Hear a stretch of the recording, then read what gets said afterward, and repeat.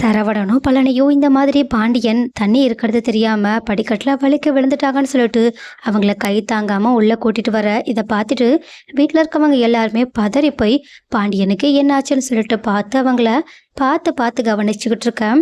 அப்போ மீனாவுக்கு சர்ப்ரைஸ் கொடுக்குற மாதிரி அவங்களோட அப்பா அம்மா மீனாவோட வீட்டுக்கு வந்து இந்த மாதிரி மாப்பிள்ளைக்கு கவர்மெண்ட் வேலை கிடைச்சிருச்சுல்ல, அதனாலதான் நாங்க கோவில்ல இந்த மாதிரி வேலை கிடைச்சிருச்சுன்னா பொங்கல் வைக்கலான்னு வேண்டியிருந்தோம் அப்படின்னு சொல்ல, அதை கேட்டுட்டு பாண்டியனும் சரி நீங்க எல்லாரும் போயிட்டு வந்துருங்கன்னு சொல்ல, கரெக்டா அங்க இருந்த பழனியும் அப்படியே எப்படியோ நீங்க உங்க மாப்பிள்ளைக்கு பணம் கொடுத்தாவது வேலையை வாங்கி கொடுத்துட்டீங்கன்னு சொல்ல, மீனாவோட அப்பாவும் பணம் கொடுத்து உதவுனதே சம்மந்தி தானே, இந்த புகழ் எல்லாம் அவருக்கு தான் போய் சேரும்னு சொல்றாங்க.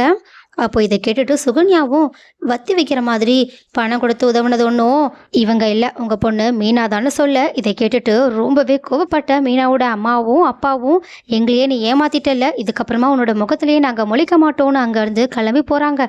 இதை பார்த்துட்டு மீனா செம்ம கோபத்தோட சுகன்யா கிட்ட போயிட்டு இதுக்கப்புறமா என்னோட விஷயத்தில் தலையிட்டீங்க, அப்புறம் நான் என்ன பண்ணுவேன்னு எனக்கே தெரியாது, இதுதான் உங்களுக்கு முதலும் கடைசியும் வார்னிங் சொல்லிட்டு அங்கேருந்து அவங்கள கோபத்தில் திட்டிட்டு கிளம்பி போகிறாங்க. ஆனால் சுகன்யாவும் அது எதையுமே கண்டுக்கிற மாதிரியே தெரியல, அவங்க பாட்டுக்கு தன்னோட வேலை முடிஞ்சிருச்சு. எப்படியோ இந்த குடும்பத்தில் இருக்கவங்க ஏதாவது ஒரு விஷயத்தை யோசிச்சு பார்த்துட்டு சோகமாக இருந்தாலே போதுன்ற மாதிரி ரொம்பவே கீழ்த்தனமான எண்ணத்தோட எல்லாத்தையுமே யோசிச்சு பார்த்துட்டு நின்றுக்கிட்டு இருக்காங்க.